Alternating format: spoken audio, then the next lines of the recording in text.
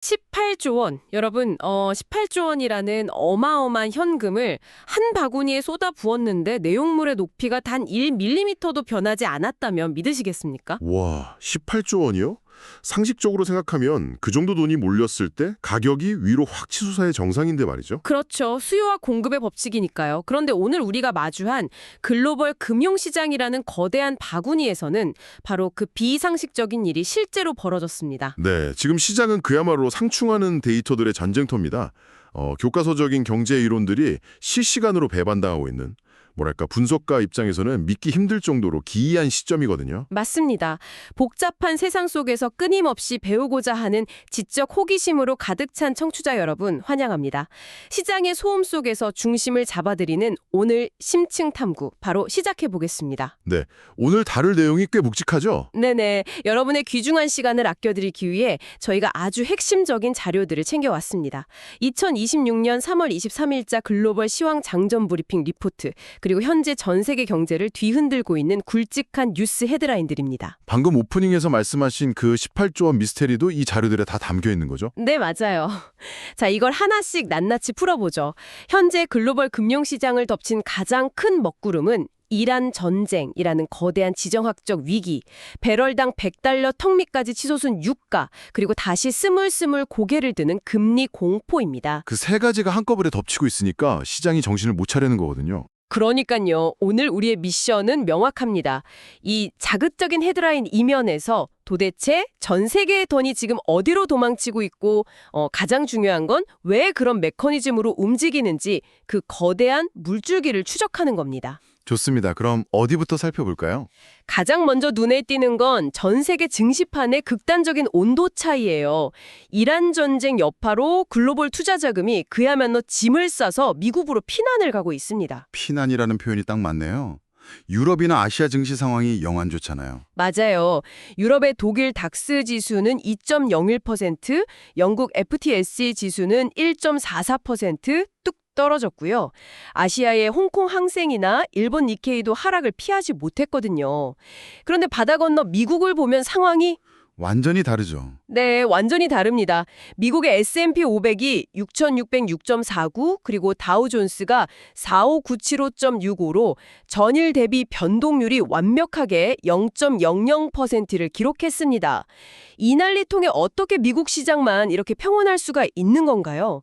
브리핑 기사에서는 이걸 두고 골디락스가 끝나고 세 마리 곰이 몰려온다고 표현하더라고요. 여기서 되게 흥미로운 점은요. 이게 전형적이지만 그 속도와 규모가 극단적인 위험 회피, 즉 리스크 오프 현상이라는 겁니다. 리스크 오프요? 그러니까 다들 안전한 곳으로 도망친다는 거죠. 네, 맞아요. 자본이라는 건 본능적으로 두려움을 느끼면 수익률을 포기하거든요. 대신 자신이 원할 때 언제든 현금으로 바꿀 수 있는 유동성과 안전성을 최우선으로 찾게 되죠.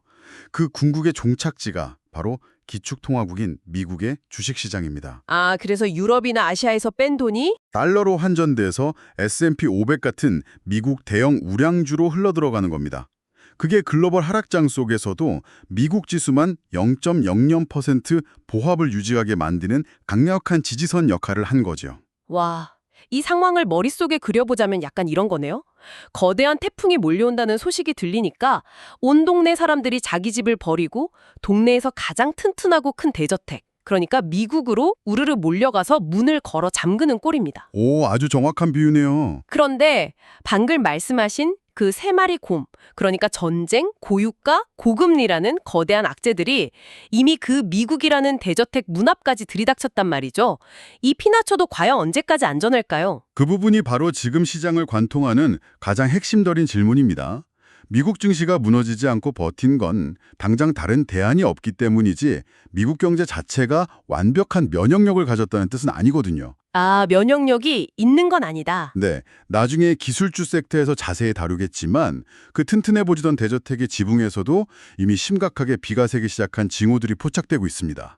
좋습니다. 전 세계 자본이 미국 대저택으로 몰려가노라 정신이 없는 동안 우리 앞마당인 한국 증시에서 벌어진 일을 보면 정말 미스터리 그 자체입니다. 아까 제가 오프닝에서 18조 원 이야기를 했잖아요. 네네, 그 엄청난 매수세 말씀이시죠? 맞아요. 데이터가 너무 기이해서 눈을 의심했습니다. 코스피는 5,781.20, 코스닥은 1,161.52로 소수점 아래까지 전일 대비 단 1의 변동도 없는 완벽한 0.00% 횡보를 기록했습니다. 진짜 소름 돋는 숫자네요. 0.00%라니. 그러니까요. 우리 청취자분들 중에도 개인 투자자분들이 많이 계실 텐데 최근 반도체 사이클 회복이나 정부 정책 같은 기대감에 코스피 6천선 재진입을 기대하면서 개미 투자자들이 무려 열렬 조언을 쏟아부었거든요. 그런데 지수는 멈춰 있고 심지어 투자자들은 손실을 보고 있어요. 외국계 금융사들 반응도 심상치 않죠. 네, 연일 경고 리포트를 내고 있습니다. 전형적인 버블이다, 극단적 과열이다 이러면서요. 잠깐만요. 보통 개미 투자자들이 18조 원이라는 천문학적인 돈을 쏟아부으면 시장이 위로 확 튀어야 하는 거 아닌가요? 이걸 좀 더 큰 그림과 연결해서 보면요. 이게 바로 주식시장이 단순한 더하기 빼기로 굴러가지 않는다는 증거입니다. 이 현장의 이면에는 개인들의 그 강한 기대감과 외국인이나 기관의 아주 차가운 매크로 알고리즘이 정면 충돌하고 있거든요. 정면 충돌이요? 네. 아까 18조 원의 매수세가 왜 지수를 올리지 못했냐고 하셨잖아요. 그 돈이 공격의 창으로 쓰인 게 아니라 외국인들이 던지는 매물 폭탄을 막아내는 방패로 전부 소진돼 버렸기 때문입니다. 아, 잠깐만요. 매물 폭탄이라고 하셨는데 우리 기업들의 실적이 갑자기 나빠진 것도 아니잖아요. 외국인들은 왜 그렇게 한국 주식을 기계적으로 내다 파는 건가요? 그들의 시선은 한국 기업의 개별 실적이 아니라 거시경제 환경, 즉 매크로에 고정되어 있기 때문이죠. 지금 유가가 치솟고 환율이 요동치고 지정학적 리스크가 커지고 있잖아요. 네, 불안한 상황이죠. 글로벌 자본을 굴리는 거대 펀드들의 컴퓨터 알고리즘은요. 이런 리스크 지표가 일정 수준을 넘어가면 신흥국 자산 비중을 기계적으로 줄이도록 설계되어 있습니다. 특히 환율 리스크가 큽니다. 아, 원화 가치가 떨어지면 가만히 있어도 손해를 보니까요. 맞습니다. 그래서 펀더멘털과 상관없이 매도 물량을 쏟아내는 거고 개인들의 18조 원은 그걸 밑에서 다 받아내면서 지수를 겨우 0.00%로 방어하는 데 그친 겁니다. 방향성을 잃은 조건부 장세, 즉 박스권에 갇혀버린 거죠. 와, 진짜 충격적이네요. 18조 원이라는 엄청난 돈이 위로 뚫고 가는 동력이 아니라 그저 현상 유지를 위한 수비 비용으로 증발해버린 셈이네요. 씁쓸하지만 그게 지금 한국 증시의 현실입니다. 그렇다면 이제 다시 시선을 바다 건너 미국으로 돌려보겠습니다. 아까 전 세계 돈이 몰려가는 튼튼한 대저택이라고 묘사했던 그 미국 증시 안에서도 막상 기술주들이 모여있는 나스닥이라는 방의 문을 열어보니 상황이 심상치 않습니다. 네, S&P 500이나 다우는 잘 버텼지만 나스닥은 달랐죠. 맞아요. 안전처의 핵심이라고 믿었던 나스닥 지수는 21,647.61로 무려 2.01%나 하락을 해버렸어요. 자료를 보면 그 하락의 한가운데에 규제와 지정학이 또아리를 틀고 있습니다. 미국 의회의 움직임도 그렇고 좀 복잡하게 돌아가고 있죠. 네, 미국 의회가 나서서 중국 기업들의 미국 증시 접근을 강력하게 규제하라고 촉구하고 나섰고요. 엎친 데 덮친 격으로 슈퍼마이크로가 첨단 AI 칩을 대만을 거쳐 중국으로 반출했다는 대만 커넥션 의혹까지 터졌습니다. 하드웨어 기술주들이 직격탄을 맞은 형국이죠. 이건 아주 중요한 질문을 던지게 합니다. 대저택의 지붕에서 비가 새고 있다는 게 바로 이 부분이거든요. 아, 여기서부터 비가 새는군요. 네, 이제는 단순히 미국 증시가 무조건 안전하다가 아니라 철저하게 섹터별 차별화가 일어나고 있다는 뜻입니다. 그런데 여기서 진짜 재미있는 반전이 일어납니다. 똑같은 나스닥에 상장된 기업들인데도요. 바이오 기업인 바이오톡스트크는 대규모 GLP 시험 체결 호재를 터뜨렸고요.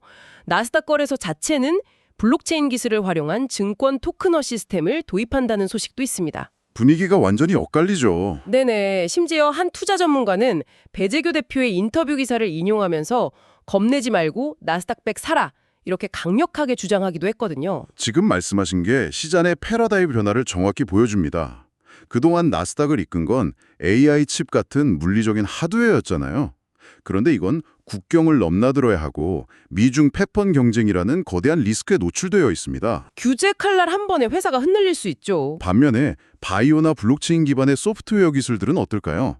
예를 들어 바이오톡스테크의 GLP 체결 같은 바이오 데이터나 블록체인 자산들은 국경의 통제나 무역 관세의 영향을 거의 받지 않습니다.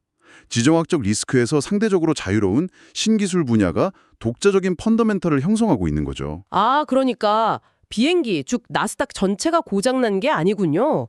AI 칩이라는 메인 엔진 하나가 규제라는 쇳대에 부딪혀서 덜컹거리는 동안 블록체인과 바이오라는 보조 엔진이 새롭게 가동되고 있다는 거네요. 네, 아주 찰떡 같은 비유입니다. 그럼 우리 청취자 여러분, 같은 투자자들은 지금 당장 메인 엔진이 고철일 때까지 꾹 참고 기다려야 할까요? 아니면 서둘러서 보조 엔진에 올라타야 할까요? 냉정하게 말씀드리면 이제 미국 기술주면 다 안전하다는 맹목적인 시대는 지났습니다.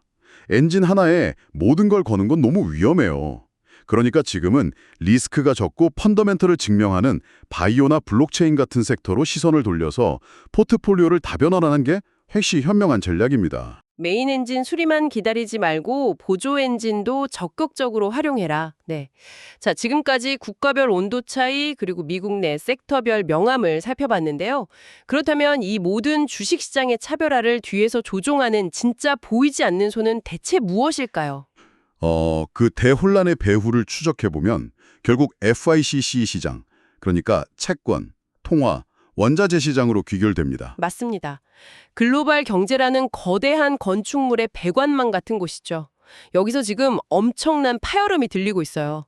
WTI 국제 원유는 배럴당 98.23달러로 100달러 턱 밑까지 올랐습니다. 기름값이 급증한 거죠. 네, 가장 큰 도미노가 넘어지는 소리죠. 그런데 진짜 이상한 게 있습니다. 전쟁이 나면 다들 안전자산인 금을 사잖아요. 그런데 금값 상승폭이 18달러 수준으로 생각보다 아주 미미하게 제한되어 있습니다.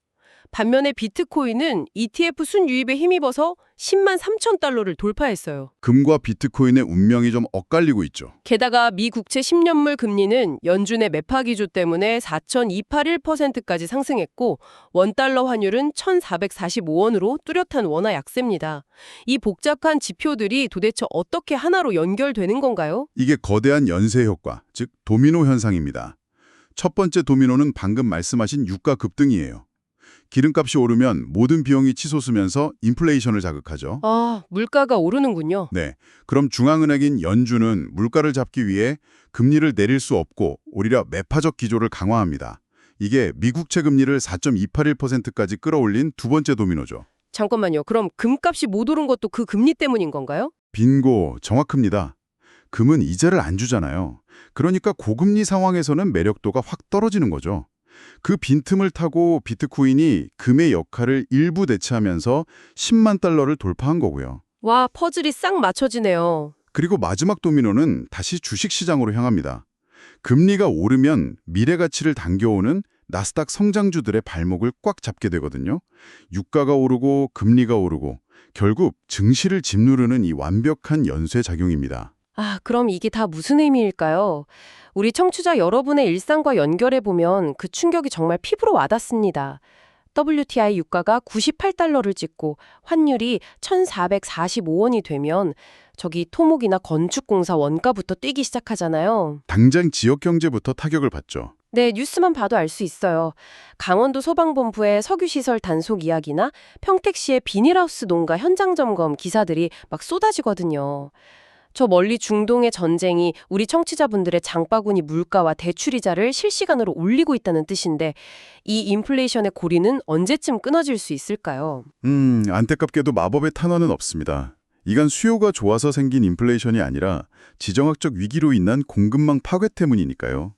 전쟁이 끝나고 에너지가 안정될 때까지는 연준도 고금리로 버틸 수밖에 없고 당분간은 이런 고비용 구조를 뉴노멀로 받아들여야 할 겁니다. 자, 숨가쁘게 달려온 오늘 심층 탐구를 요약해 보겠습니다.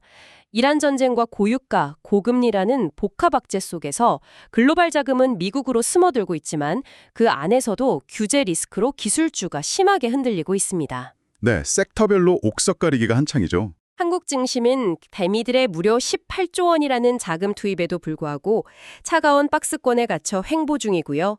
결국 지금 청취자 여러분에게 가장 필요한 건 방향성에 대한 섣부른 확신이 아니라 변동성 관리라는 점 꼭 기억하셔야겠습니다. 맞습니다. 포트폴리오 다변화가 어느 때보다 중요한 시점입니다. 오늘 우리는 위기 속에서 전 세계의 부가 미국이라는 거대한 블랙홀로 빨려 들어가는 현상을 분석했습니다. 그런데 여러분, 여기서 한 가지 질문을 던져봅니다.